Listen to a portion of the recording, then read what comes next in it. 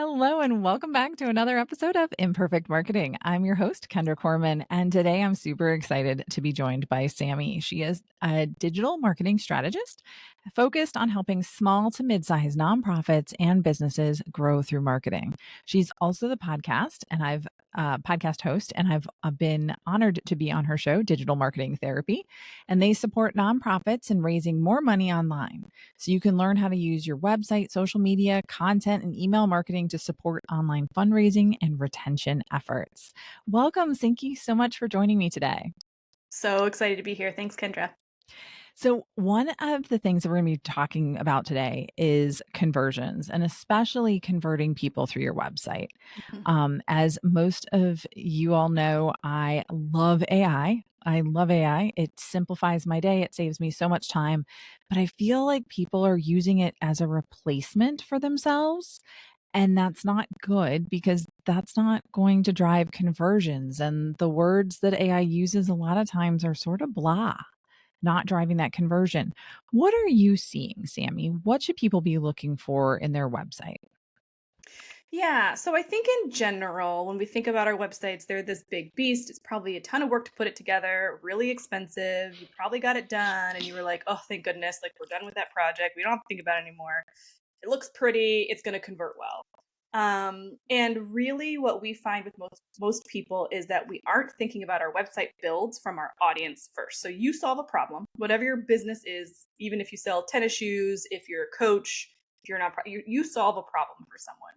And it needs to be driven from how are we talking to the pain points that our customers, consumers, donors, whatever are facing versus us talking about ourselves and how great and important we are. So it's the audience piece that I think we don't think about when it comes to our website because we think it needs to be a big billboard about who we are. Oh my gosh, I love that. And the reason I love that is because I just redid my website and I redid my entire about page so that, yes, it's a little bit about me, but it's really more about what I can do for you reading my site. And I Mm-hmm. think that, and I actually got feedback from someone that said, oh my gosh, I love her about page. She sounds so cool. I was like, yay. but, Yeah. but, yeah, it's about thinking about what's in it for me as the reader, as the visitor. How am I supposed to go through your content? Where am I supposed to go? What information do I need to know about you? Right. Yep. I was scrolling through Facebook and in one of the groups that I'm in, somebody was saying that they have something that's not converting and they're targeting high achieving women who um, want to live more of their purpose. And I'm like, I'm your target, but none of those words that you're writing about me would resonate with me. So I think that's your biggest problem is literally the words that you're using. Yeah. Well, and what does that mean? High achieving means something different to every single person, right? What was the other kind of tagline word that they used? Living your purpose Yeah, or what is living my life with a purpose? purpose. Right, because my purpose might be I want to have a job where I can travel the world and work from my computer and be kind of like a road warrior. My purpose might be I want to have the freedom to be there for my family. My purpose might be you know, I want to build this business huge so that I can sell it and then not have to work like that purpose, so we have to stay away from these words that are kind of broad and open for interpretation. So like when I started my consulting business, I called it H&E Marketing Solutions. Well, soon after I was like, solutions is also a terrible word for a name for your business because everybody has a different interpretation of what that solution is. Not the end of the world, but could have been better. And so I think it's the fear of I don't want to talk to too small of a group. I think we need to think of our website as it's super important for people to choose to work with us just as much as it is for people to choose not to work with us. So I love what you said about your about page because somebody might read that and be like, "Oh, Kendra sounds great. Like she seems like she knows what she's talking about, but it's just not my vibe. She might not be the right fit for me." And we might think, "Oh, well that's the opposite of what we want." But at the same token, we've all had those people we've worked with, customers we've worked with that we just pulled them in because we want the business and they're the hardest ones to work with overall. Like they're not the right fit. So I think the audience piece is really critical and we can't be afraid of really helping people self-select, like that is part of the conversion process.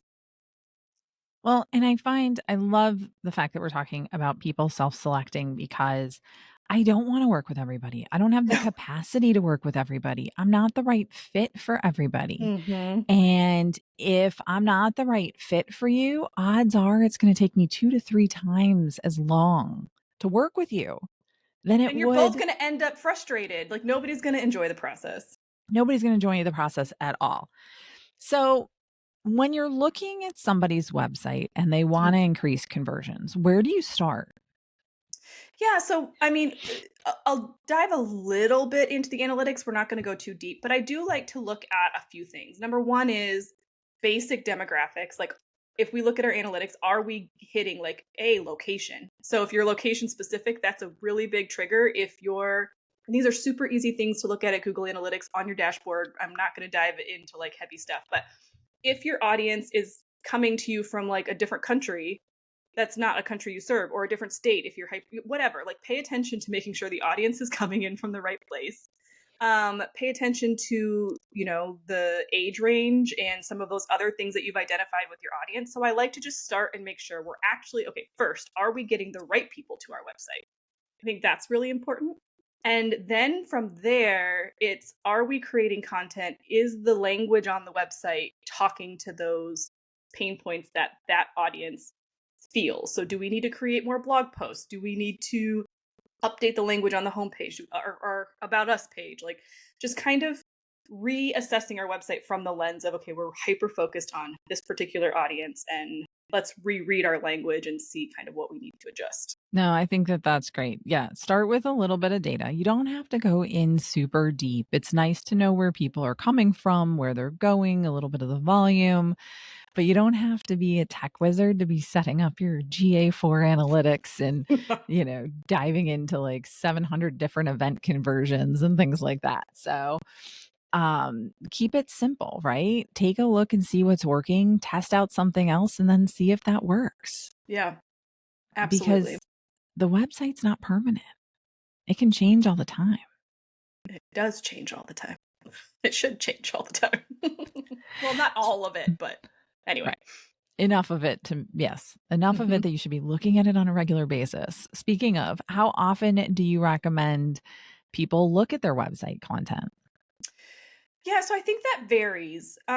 So a couple things, like if you're, I would highly recommend that you have some sort of long form content that is being uploaded to your website on a regular basis, whether that's monthly, weekly is fantastic. That could be a YouTube video that you're creating with like a summary that you turn into a blog post. We have podcast show notes on our websites. Those are content that's being updated regularly. So or a blog, whatever that looks like for you. I think taking a look at your analytics around your content on a quarterly, or at least once a year to twice a year, just to see what's performing and what's working well. Um, and then paying attention to the calls to action that are on those pages to see what's performing well and what's not performing well, so that you can kind of adjust and make changes. That, I think, you don't need to mess with your blogs a whole lot, in my opinion. Um, your homepage, however, I love to touch monthly because there's always things that are changing. And I think similar to like a Facebook banner, like I literally this weekend was like, oh crap, I need to change a client's Facebook banner because like the event that's up on there is outdated, right? So that we do that with our website banners also. Is it reflecting the most current and relevant thing that we need? Because if you're not updating that regularly, you're missing out on those conversions, right? People that are coming back to your website, having a banner that changes regularly is going to keep people engaged more or wanting to come back more because they want to see what you have going on. Same with like a hero bar that's above your navigation. Like if you have an announcement bar that's there, like changing that on a monthly basis. And then the final thing that I like to do on our homepage is really just review the order with which things are presented, because it might not be that you need to change anything, but let's just say you're in a different season and now you're trying to get people into your lead magnet because that's more important versus like an event you're trying to launch versus a program that you're trying to sell versus your blog or your podcast, right? We all have seasons where different things are more important. And so even just rearranging the order with how people see things can make an impact on your conversion. I like that. I like revisiting once a month because I do revisit my social media headers once a month. And I just wrote down on my piece of paper right now that there's a client that I think that their header expired last week. Shoot. It So I happens need to to, all of us. It's a lot like, of things to dang pay it. attention to. There's I a know. lot of things. I just love a good calendar invite. Okay, so here's kind of a pro tip. I love a good calendar invite that you maybe just put on once a month, and you attach everybody on your team who has anything to do with the website. And in the notes, just do a checklist. Check header, check order on the homepage, do a broken link checker, like whatever. Put all of those things just in that calendar invite, and then have it go every single month. And so everybody's going to get that reminder and kind of know, okay, these are the things that I should be checking, or I need to give input. Hey, this month for the header, we should talk about this. Just that reminder is super helpful to just pop back in. I love that because I think it's so important. So I hired a new VA earlier this year and she was awesome. I said, okay, can you do me a favor and go through my website? I've like hired, I've had interns, I've had copy contractors. I've given like 8 people this assignment, previous VAs. She is the first one to do it all the way through. And she found all of these broken links, gave me a whole list page by page. And I was like, I have had people looking at this every other month for like 2 years now, and nobody found all of these. Like, what on earth were you people doing? So yeah, I love the idea of a checklist because it really gives them direction for what you're looking for them to do. It gives them direction of what you're expecting because they just sit there and they're like, I don't understand. And I'm like, I need you to make sure everything works. And then there was a link right underneath my hero image on my website that didn't work. Yeah. First thing you come to after the first call to action. I'm like, how did you not find this? Catch that. Well, and here I'll do you one better. Reason why also to just check broken links, but also check your integrations on a monthly basis, because we get people converting, and then what are we doing with it? So Google changed their permissions and their privacy, and so something happened with my form. So I have an intake form through Google that asks a bunch of questions so that I can follow up with somebody that might want a website build or whatnot. Well, I had a colleague of mine was like, hey, I'd love to shout you out on my newsletter and drive people to you and this, that, and the other. And she did, and her audience is fantastic. And like 8 people filled out an inquiry form for us to kind of either our templated websites or to build a website for them. Well, Google had changed their something, so I wasn't getting the notifications that there was a new submission on my form. And I lost the opportunity because by the time I noticed, it was like 3 or 4 months later. So I lost the opportunity for 6 conversations.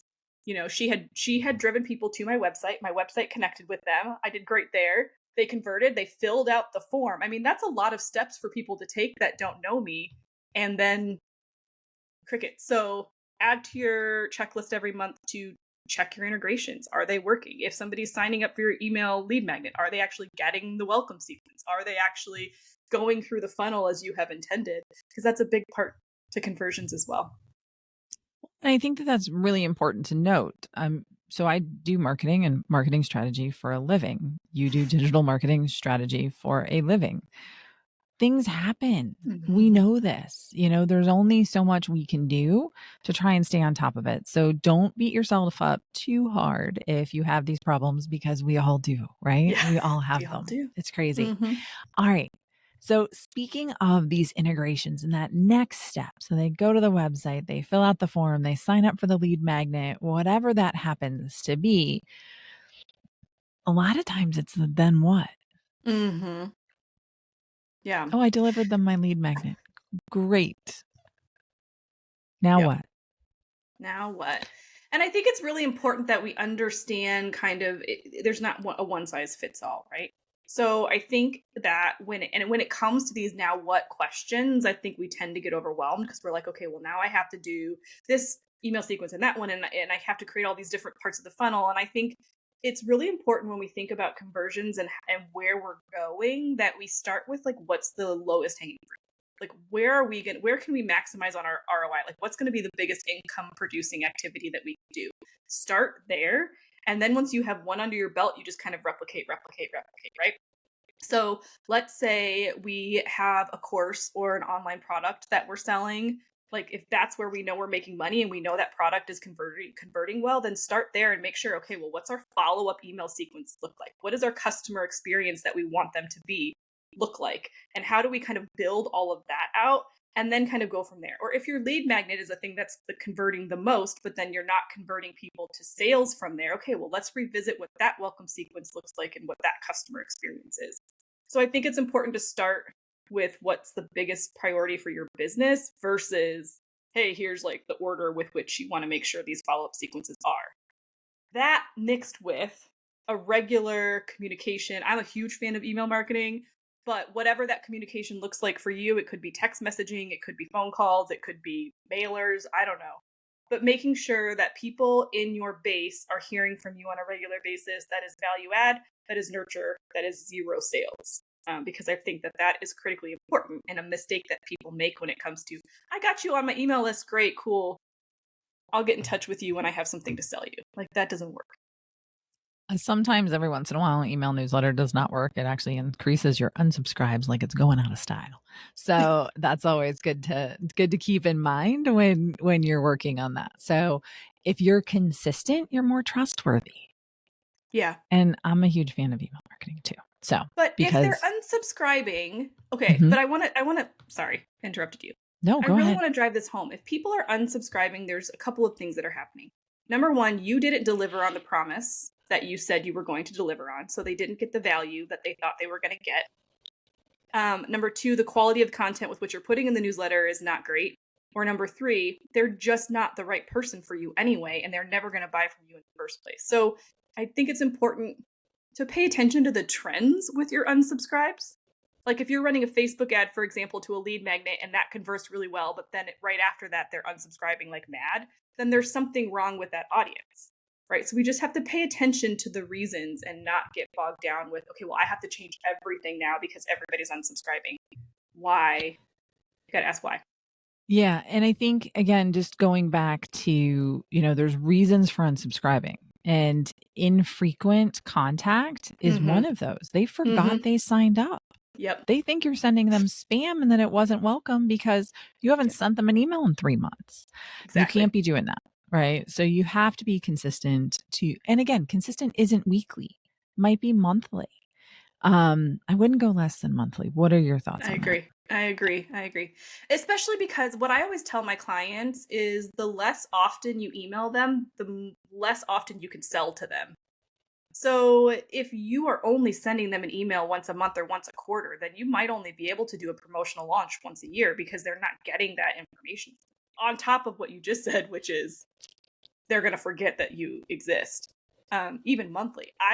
I always recommend weekly. I think a lot of people out there do. And I think there's a lot of stress around that. Like, well, we have nothing to say. I had someone on my podcast a couple months ago, and he gave a brilliant piece of advice. So I'll share it with your listeners. If you're like, I have nothing to put in an email, he's like, and you're posting on social media. He takes his top performing social media post and just shares that with maybe a little bit longer form build out of that story, and that's his newsletter. So he's taking content he already knows is performing well with his audience, repurposing it in a newsletter, sharing it, and driving people back to social media to engage for more, and that's it. It doesn't have to be complicated. No, I love repurposing because guess what? They didn't remember that they saw the social post. Odds are they forgot about it, even if it was 2 hours ago. They might be like, oh, that sounds a little familiar. They forgot about it. So, like, don't worry about repeating yourself because nobody else saw it to the extent that you did. Mm-hmm. And, as we were talking on before we started recording, you're not that important to them. Like, you're not their priority. Yeah. Like, and you're not. So don't get caught up on, well, I already said that. Yeah, good. Say it 15 more times and then in the next couple of weeks, and then you can switch to something else because people are not seeing all of your messages. No. I liken it to like when I go to the gym and I'm walking on the treadmill and like in the first few minutes that I'm there, I'm like, okay, which treadmill do I want to walk on? Who's going to be looking at me? Like, who's going to be judging me? And then you're like, nobody cares. Nobody's looking at you. Nobody's paying attention. Nobody's saying, oh my gosh, look at how weird she walks. Like, nobody, nobody really cares about what you're doing. So that's why that language is so, so, so important, because that's how they feel connected. That's how they feel heard, because you're talking to them like a almost like your best friend, or like you're in their head, and they think that you are the best person to help them with their problem because you truly get it. And I want to kind of go back to the AI thing for just a second, because I think what's also really great is if you're struggling with creating content for your website, for example, again, go back to some of those social media posts that did really, really well. Take that copy that you've already written, put that into AI with a specific prompt, and say, hey, could you turn this into a headline for my header on my website, or into 3 pain points that my audience might be struggling with that I could put on my website? Like, that's a great way to use AI, because you're taking your own words that you know are performing well, and then removing that blank cursor issue with how do I now turn this into website copy? I love that because it's starting with you. It's starting with your content. It's starting with content that resonates. And I would say the biggest thing you need to do is it's going to give you an idea. Build off of that. Go into thesaurus.com, go into some other sites, and make sure that the word choice is what your audience will resonate with, right? I started my online course business with a content marketing 101. Nobody else calls it content marketing. I had meetings, I had calls with my target audience, and I asked them, well, what Mm-hmm. would you call it? And they're like, I don't know. But now that I know it's content marketing, they're like, that's what I'd call it. And I'm like, that's not helping me. But they called it like blog writing, they called it Yeah. podcasting, they called it whatever that item was. And so content marketing didn't make any sense to them outside Yep. of the marketing world, right? It was not a word that they were familiar with, and very few people resonated with that. And so I I think think that that's key. this is so important, because we are in our businesses all the time. We know the jargon. I don't care what you're selling or what you do, you have your own jargon. And I think that is such a critical thing to remember. Like, and I think that goes back to also, like, once you kind of have some updates on your website, or you've done some things, find a random person, or like somebody close to you that you know can be objective, or maybe you have a best friend. Like, nobody, all of my family is like, I have no idea, I don't understand what you do, I don't get what you do on a day to day, right? So I could call my brother and be like, hey, we're just launching this new product, could you find it? And ask somebody to do the action that you need people to take, whether that's contact you, whether that's fill out a form, an inquiry, whether that's to actually make a purchase. And ask somebody, could you complete this action? Could you do these 3 things? And if they can't, that's going to tell you that you're not speaking in the right language, or you're not using it's not a user friendly kind of situation. So that's a great way also to kind of take that next step once they've done what you just said, which is figure out the right words, because that makes a big difference. It makes a huge difference. I know my assistant was going through my website with my new copy, and she's like, this doesn't mean anything. And I'm like, you're right. But I really liked It's it. so hard. And it's I really personal liked it. too. It is. Yeah. It is. It was my baby. I wrote it and I was like, all right, we're going to change the words. How about this? Mm-hmm. And she's like, oh, that's much better. I'm like, okay, Mm-hmm. we're getting the places, right? And it's not always going to be right 100% the first time out. And I think that's okay. You can edit your website on a regular basis. You can change it hourly if you needed to. Mm-hmm. I don't recommend that because that's not going to give you enough data, but still you could if you wanted to. And that's, again, it's all changeable. Yeah. It's not And permanent. your email and your social media is a great way to test out language also. So if you don't want to be making updates, if you have it on your calendar, we're going to do it every other month or whatever, test out some different language in your email and in your uh, social media and or your ads. Like, that's a great way to kind of see what resonates. Very good. Very cool. So we've had an amazing conversation. Thank you so much. You should be looking at your website.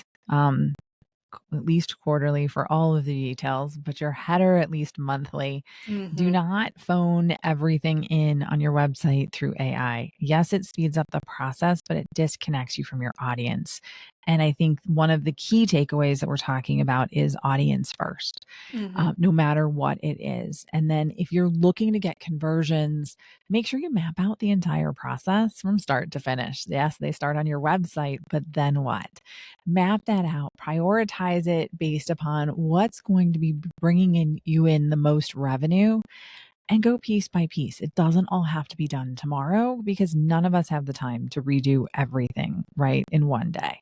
So I think all of that is really important to keep in mind. So thank you so much, Sami, for all of these insights. They are definitely really practical things that I think that anybody listening and watching can take away, and hopefully they will. But before I let you go, there is a question that I ask everybody, and that is, this show is called Imperfect Marketing because marketing is anything but a perfect science, as we've covered here. What has been your biggest marketing lesson learned? Too much too fast. So I would say we all go through different stages. You could be a brand new business, you could be around for 15 years, and all of a sudden we forget about just the pure foundation of marketing. And to me, that is consistency. Consistency on a channel that makes sense. Again, going back to audience, right? So I think we all hear ideas, we hear great things. We're like, oh, we should try that. You have a somebody who comes in your business is like, hey, I've had tons of success. I've been making tons of money doing this. And you're like, oh, well, let's just try that new thing. And we should jump over to that new thing. Consistency matters. Start just like you kind of alluded to just a few seconds ago. Start with what you can do well and then expand from there once it's working. Once you know it's converting, once you know your audience is engaged, then add something else. Then add something else. We don't have to do everything at once. And if we're inconsistent in 15 things, it's way more damaging than being really consistent in 3 things. I love that. I love that 100%. I always talk about, I had a guest a long time ago and I can't even remember exactly who it was, but they're a marketing strategist and the only social media that they drove people to was LinkedIn. Mm-hmm. And as a marketing strategist and marketer myself, I felt like I had to be so many places. I felt like I had to at least understand how all those platforms worked. And so I was very inconsistent on like everything. LinkedIn is my platform of choice. That Yep. is where you will find me if you want interactions. That's where you go to get me. But yeah, like I accidentally started all of them. And I Mm-hmm. would say that that's one of the biggest things that I regret in my business is starting so many of those Yeah. because it's hard to keep up. I mean, it can be a full-time job posting on TikTok, Instagram, Facebook, all the places, right? And so, yeah, start small, start consistent, add what you can as you go, but also factor in what you can do as your business grows. Because, yeah, in the beginning, when I didn't have any clients, I could post on social all Right. day long, right? Yeah. And then all of a sudden I'm maxed out on clients and it's like I got to post on social media, which is why I do Right. podcasts because podcasts give me all my baseline content, great valuable content for all of my listeners and social media followers. And it just streamlines the process so much more. But Well, yeah, yes. and I want to say to that point too, like that's the beauty of podcasting and the beauty of you as a listener. If you're listening to this and you're like, okay, they're sharing some really great stuff. This is cool. Like I have a list of things that I want to come back to. So I just keep a list of, this is a great idea. This is not right now, but I don't want to forget that this thing exists. So just like keep a Google Notes, whatever. Like just find a spot where when you're listening to something or you come across an article or a strategy that you can kind of put it somewhere and come back to it when you're like, okay, I have capacity to kind of add something else in. I'm going to go back to this list of ideas and you can always come back and revisit I use Asana and I have it. an Mm-hmm. ideas area inside of my personal company's area. I have one actually inside all of my clients' Yep. areas and things like that inside their projects. And it's good to go back to it. And when I have time, is when I go back to it. I actually have a recurring task that has a date that says go check it Mm-hmm. Because and you just see. forget. You You do. And forget. sometimes I'm like, nope, too busy. Yep, I Yep. checked it. We're going to pretend I checked it. And it's still not for now, and Yeah. that's okay. But again, that way you don't forget that it's there. You don't forget to add things. Hmm. And it really gives you, again, I love it as like a base or a hub for all of those ideas so that none of them get lost. And Yep. I went back to one of them and I was like, yeah, that doesn't even exist anymore. Hey, Well, guess I'm close it glad I out. didn't do it. Yep. Love that. No, so fantastic conversation. Thank you again so much for spending time with me. We will have, as always, links in the show notes so that you can connect with Sami, her agency, and of course, check out Digital Marketing Therapy, which is her podcast. Thank you all again so much for tuning in to another episode of Imperfect Marketing. See you next time.